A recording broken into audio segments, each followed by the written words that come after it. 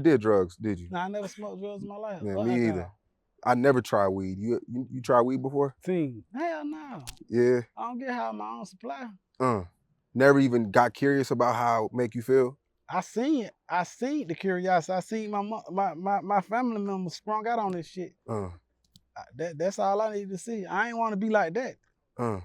Everybody in my family did drugs. Still do drugs. Never tried smoking weed.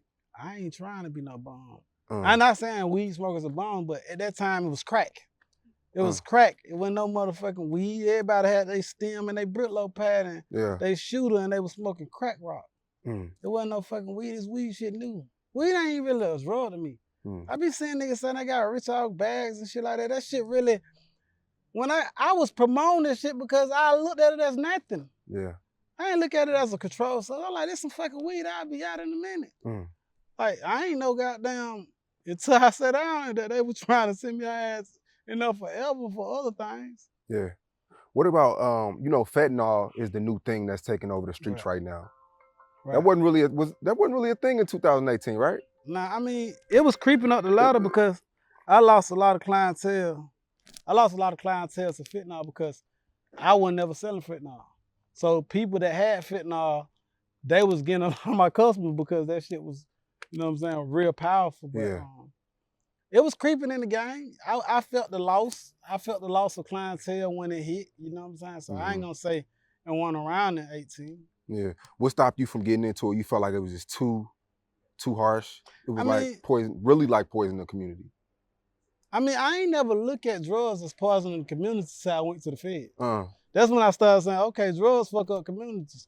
But however, you're coming up and selling dope, and your mama selling dope, your dad selling dope, everybody around you selling and smoking dope. You don't look at it as wrong because this is what you were raised in. When I went to prison and going to RDAP and taking all these different drug classes and stuff, then I started saying, oh, this is some fucked up shit. But at that time, the only reason why I ain't pick up no fentanyl because I was doing so good off what I had going on. If I'm making $1 or $2 million a month, what the hell I need some fentanyl? Well, if it ain't broke, don't fix it. Yeah. Now you do give back a lot to the community. Right. I've seen videos, you just, handing out hamburgers to homeless people, and you got a lot of mixed reviews about, you threw up thousands to the homeless. Right. You just throwing them in the air. Right. A lot of people didn't like that though. A lot of people felt like you could have just handed it to them. I mean, did you see the feedback on that though? Yeah, you never know what a person's opinion is about something until they discover it. You know what I'm saying?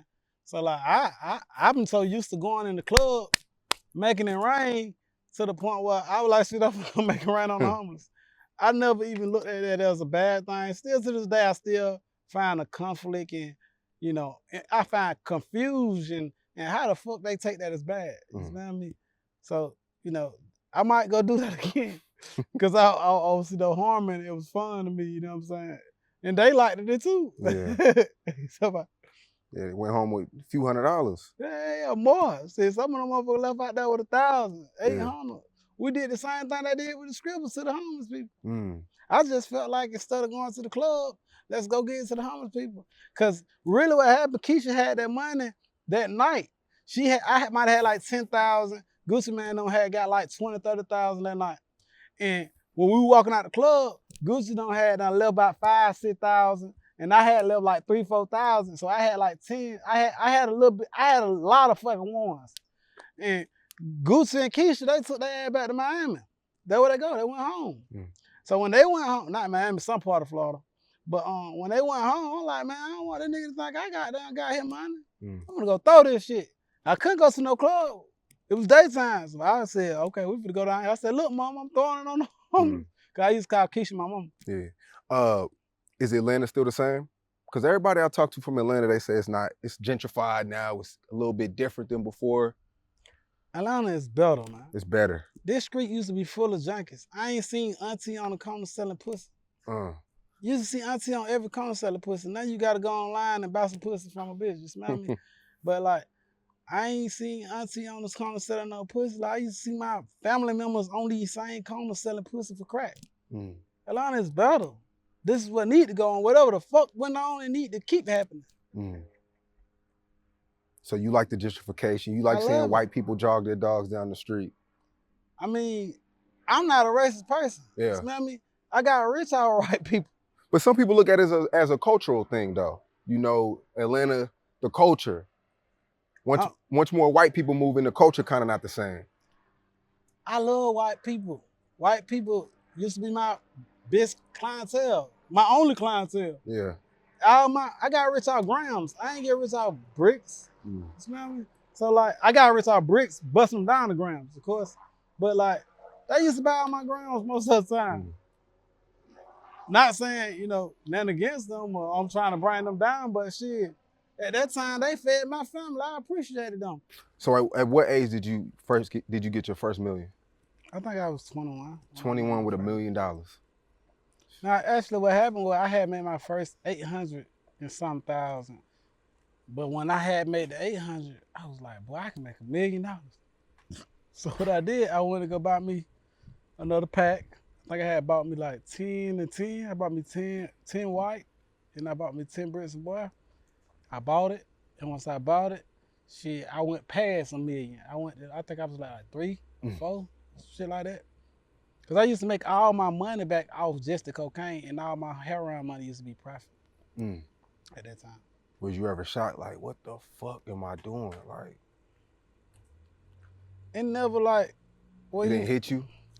The people that I had been dealing with at the time, they had pallets of money. So like, whenever I dropped my little suitcase off, well it was 800,000 or 500,000, I dropped my little suitcase off. It was one suitcase of 20, 30 suitcases. You smell me? So like, they used to put it in the pamper boxes and put it on the pallet, wrap around in the pallet, and they'll put it on the truck, and that's how they ship their money around. So like, if you taking your little bag of money, it's a big bag because it's $1 million to us, or 800, whatever it is to us. This is my whole re-up. But this motherfucker got 30, 40 of these bags up there. So like, I was never grateful for what I had because looking at what my people had. On your way up to $1 million, you know, in the street game, it's ups and downs. You could get backdoored, you could get robbed. Good days, bad days, people that, you know, setups, all type of shit happen. On your way up to that first $1 million, did you have any hiccups? Hey, I had a billion hiccups. Shit, the hiccups never stop. You smell me? That just come with the dope game. Like, you might lose some money today. That's why when I had lost my first $1 million in the weed game. How'd you lose $1 million? A nigga driving down the street with no lights on. Oh my God. On the brothers. He riding down the street, he slipped. And that was the PJ situation? That was another PJ situation. Not my PJ situation. Not all of them, of course, I plead out to all of the situations, but I wasn't in that vein. Physically there, Yeah, exactly. Got the lights off at night. I wouldn't say at night, it was like 5 o'clock in the morning. So it still was night, but finna be day in about an hour or two.